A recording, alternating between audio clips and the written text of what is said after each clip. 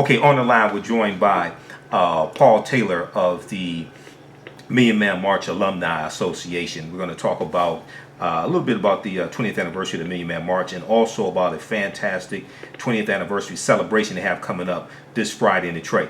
Hey, Paul Taylor, Hotep, how you doing tonight, brother? Hey, Mike, thanks again. Imhotep and Hotep to you. All right, brother. I'm all right.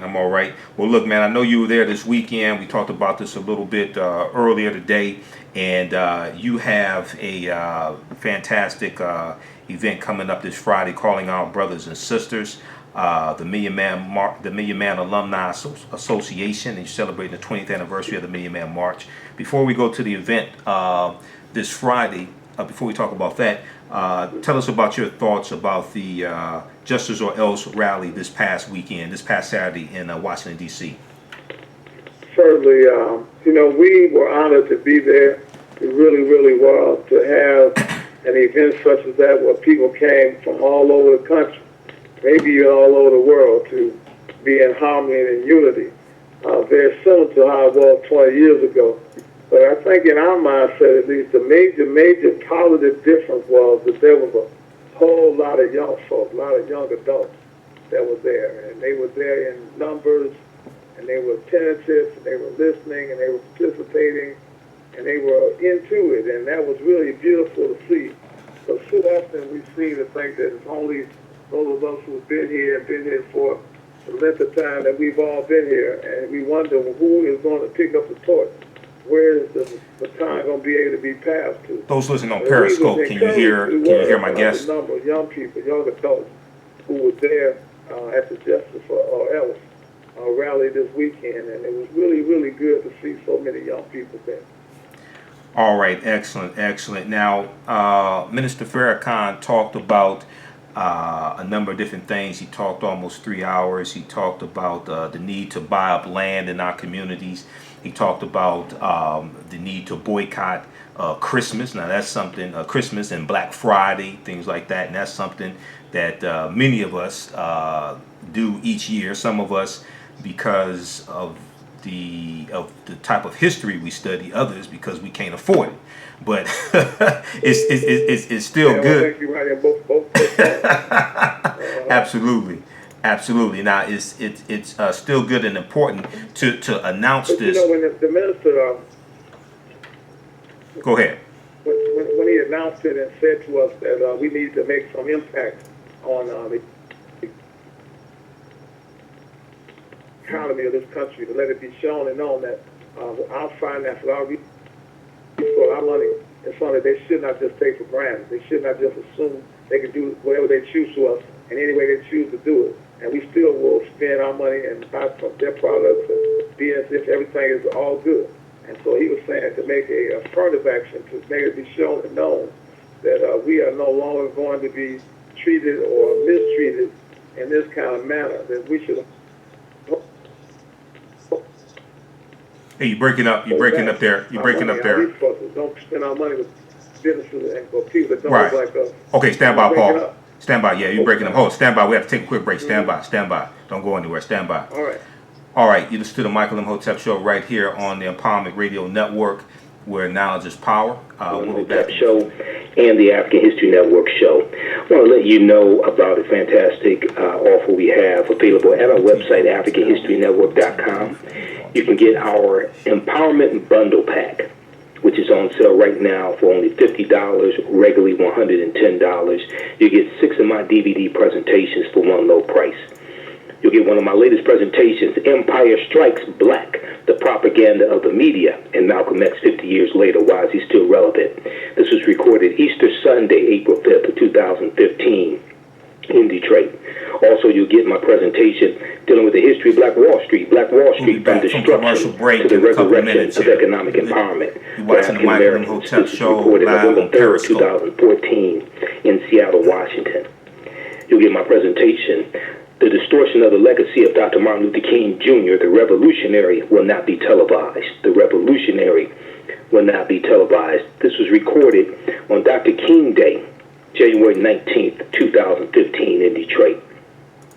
Also, you get Understanding the Transatlantic Slave Trade, what they didn't teach you in school, part one of the media's deliberate destruction of the African American family, and also one of my presentations dealing with the prison industrial complex, slavery back in with the knowledge is power. All right, to listen to the show, download the TuneIn Radio app to your Android phone, your iPhone, your BlackBerry, your tablet, and search for Empowerment Radio Network, Empowerment Radio Network, or go to tunein.com, and search for Empowerment Radio Network on tunein.com. We're speaking with Paul Taylor of the Million Man March, the Million Man Alumni Association of Detroit. He was there this past Saturday, 10/10/2015, at the Nation's Mall for the 20th anniversary of the Million Man March, the Justice or Else rally. And we're getting his thoughts, his perspective on that. And then we're going to talk about the 20th anniversary celebration that's going on in Detroit, coming up this Friday at El Kibalan Village, located at 7701 Harper Avenue in Detroit, 7701 Harper Avenue in Detroit. Okay, Paul, right before the break, you were telling us what you thought of this past Saturday. You talked about the youth were there as well, and they were attentive. About how many people did you all take with you? Well, we took a full busload with us, 60 passenger bus, and every seat was taken. And of course, we were just one of many buses that left here from Detroit.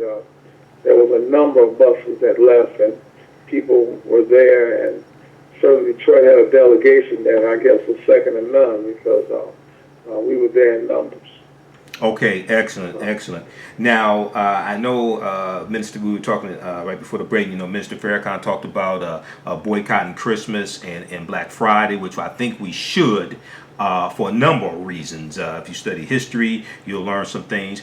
But also with the police shootings and the police misconduct that's going on, I think we should definitely do that to send a clear message to the power structure across the country that we're not going to take this anymore. But I think we need a sustained economic boycotts of downtown business districts in certain major cities across the country. Also, what was were there some things that you thought Minister Farrakhan should talk about or should say that he didn't say? What was your perspective on what he said?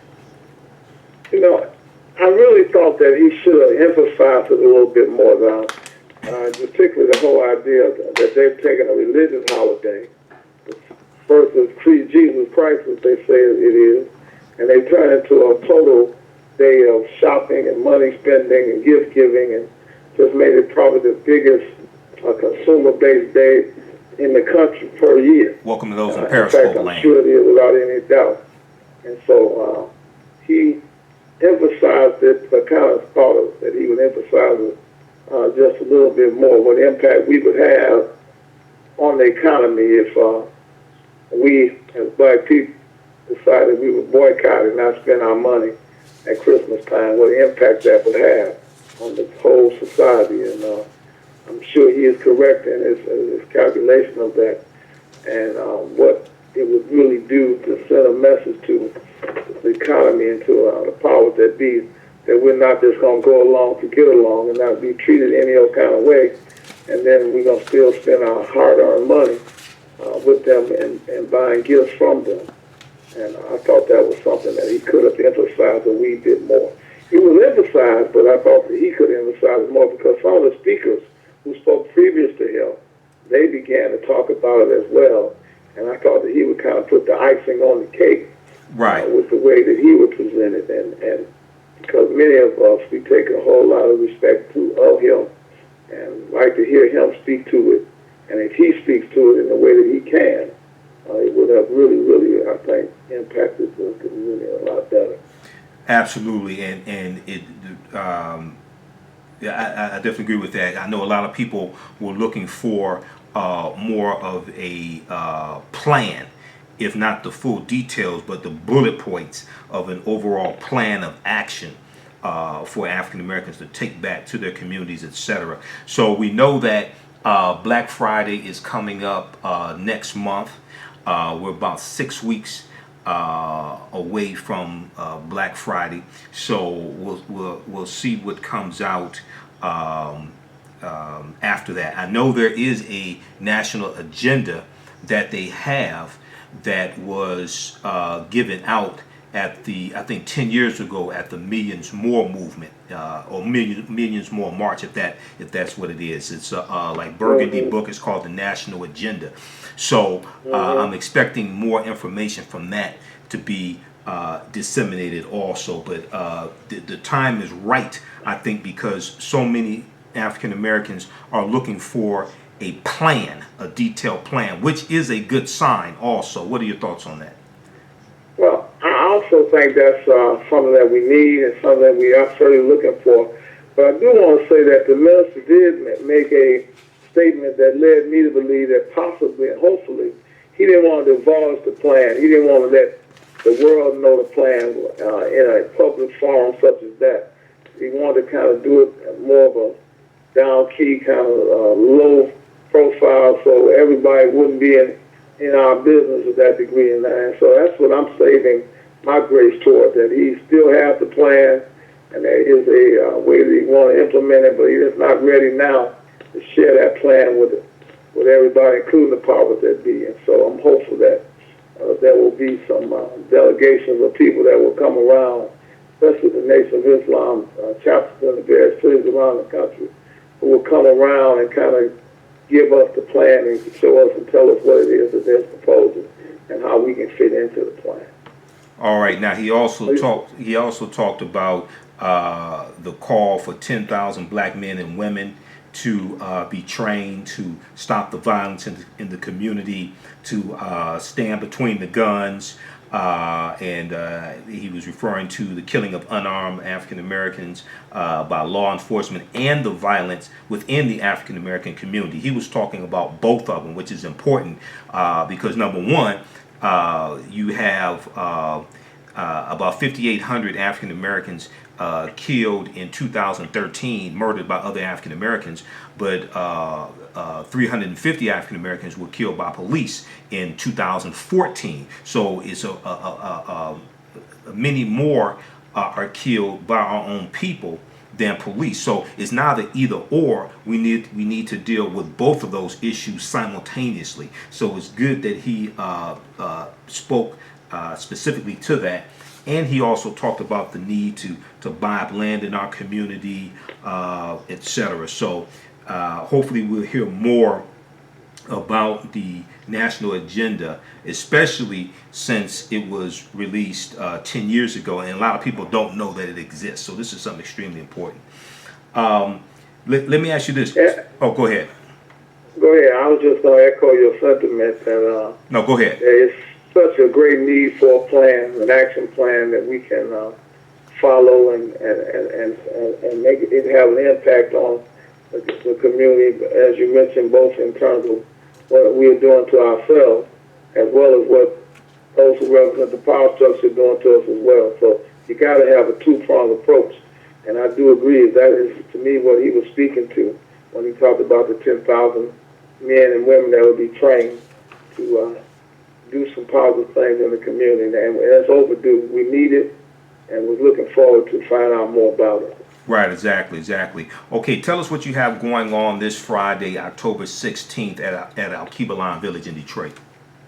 Yeah, let me please do. You know, we went to the Million Man March 20 years ago, many of us did, and we were so moved by the occasion of it, the atonement that it was speaking to, and the way people carried on, the friendliness, the godliness, the people working together. There was no negativity whatsoever.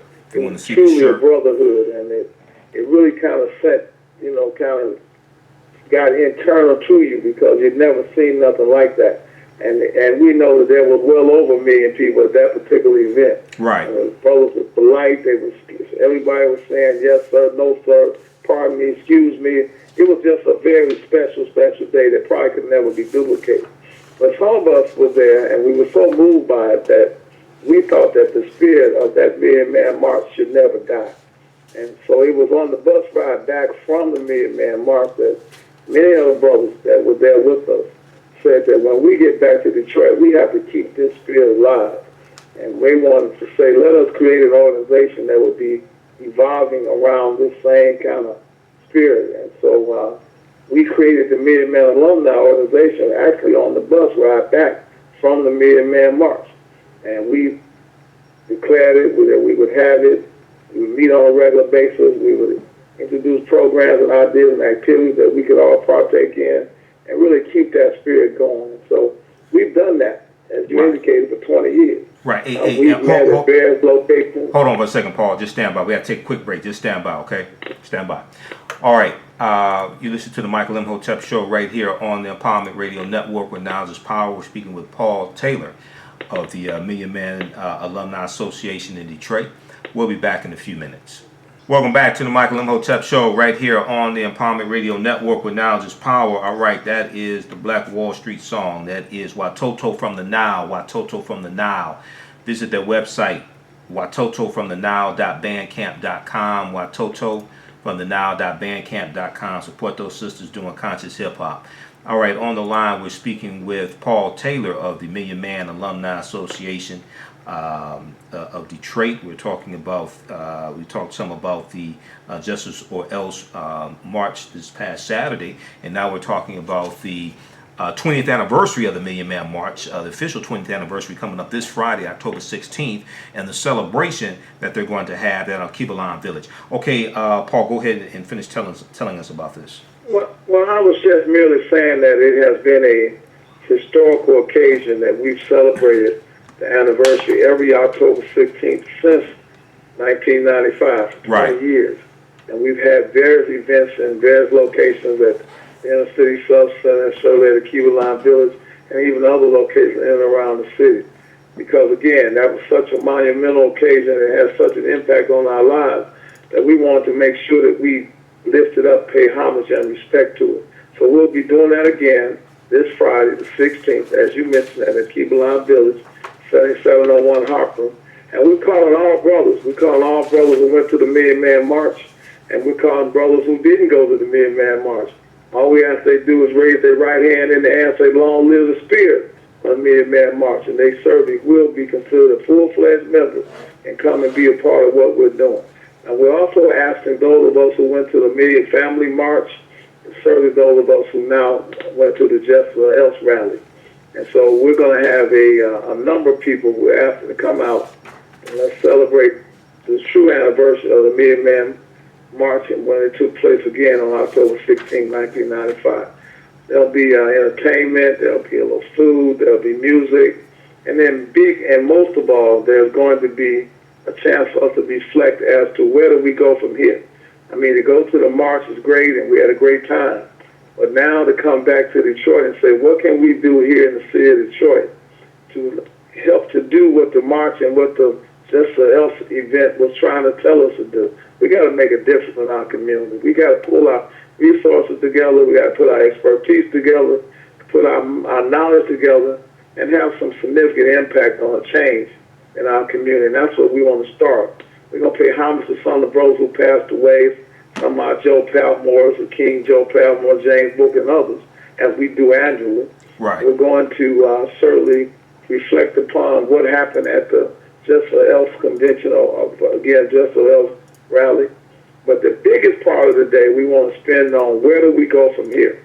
What can we commit ourselves to? What can we agree upon?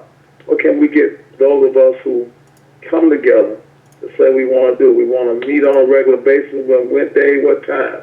We want to involve ourselves in some particular programs. We have some ideas. We want people to bring their ideas.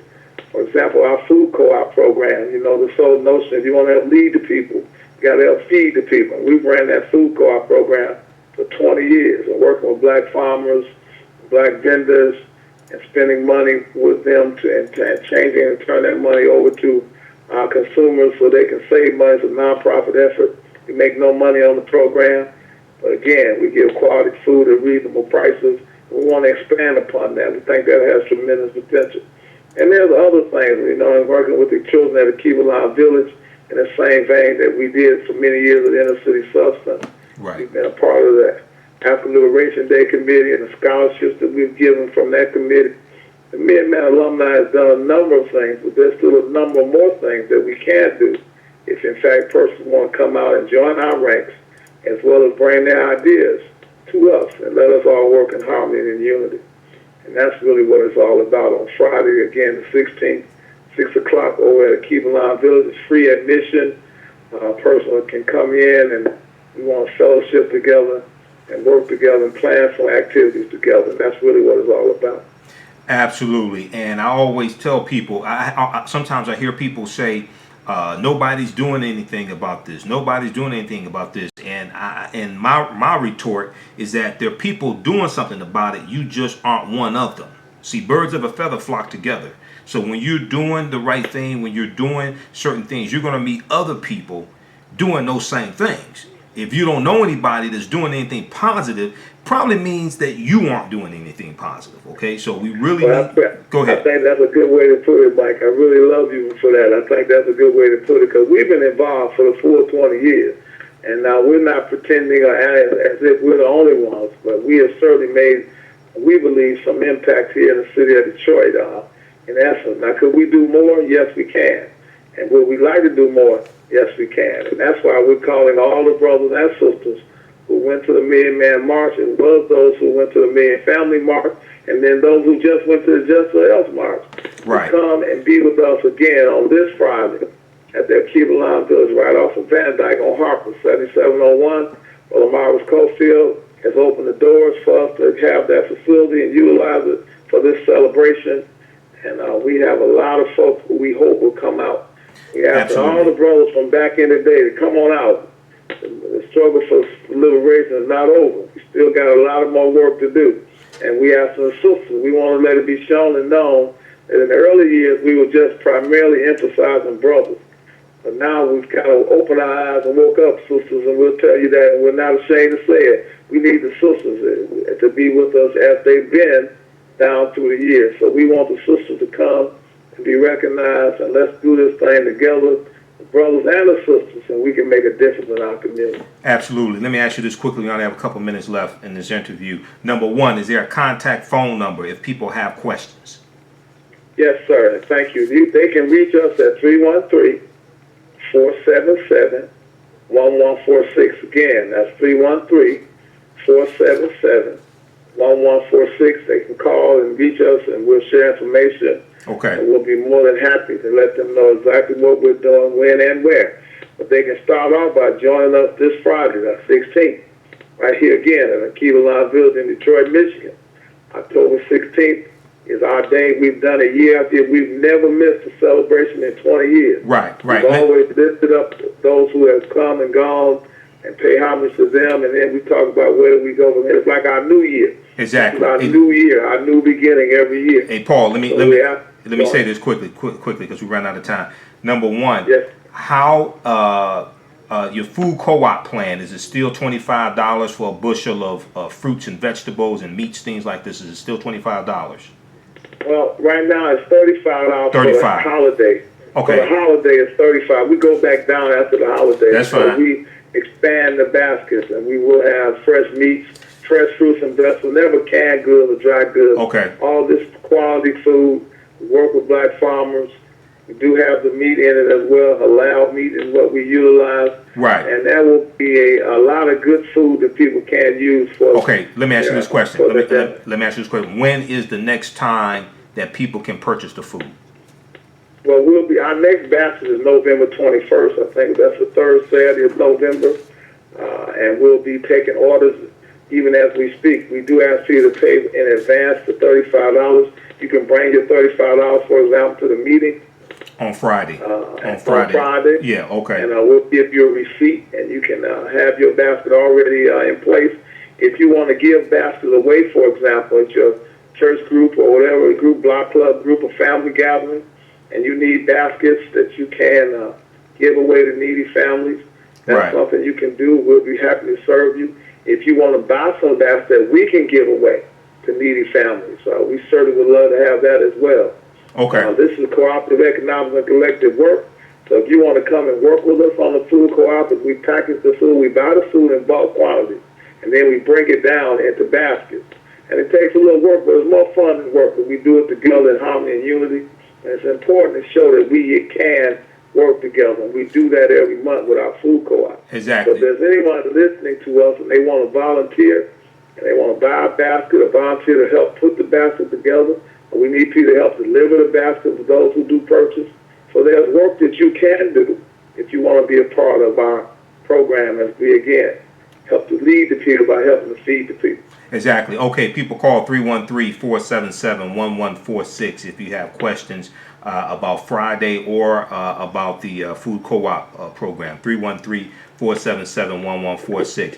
All right, man, we're out of time here. Let me just say this. If you want me to speak some about solutions, I got a ton of information. I have a bunch of them on our website, and I have basically about 40 things that we can do. So if you want me to talk about this, Well, just Mike, let me know. I would be honored to let you have a word, and so that wouldn't be an issue. And I thank you for the offer. Again, thank you for an opportunity to be on your show and to spread the information. You do a fantastic job in that regard, and so we're honored to be a part of it. And so we do call brothers and sisters to join us. And again, call me 313-477-1146. And, Malcolm said it best when he talked about saving the babies. If it ain't about the babies, then what is this really all about? So we need to make this world a better place for the children and for the children unborn. And that's why I was so moved by the number of young people that was at the Justice Else rally, because the children represent our future. And that was great to see these young adults there in numbers. Okay, man, we got to get out of here. All right, I'll talk to you later, man, Right, and I'll see you Friday, okay? All right, peace. All right, Peace.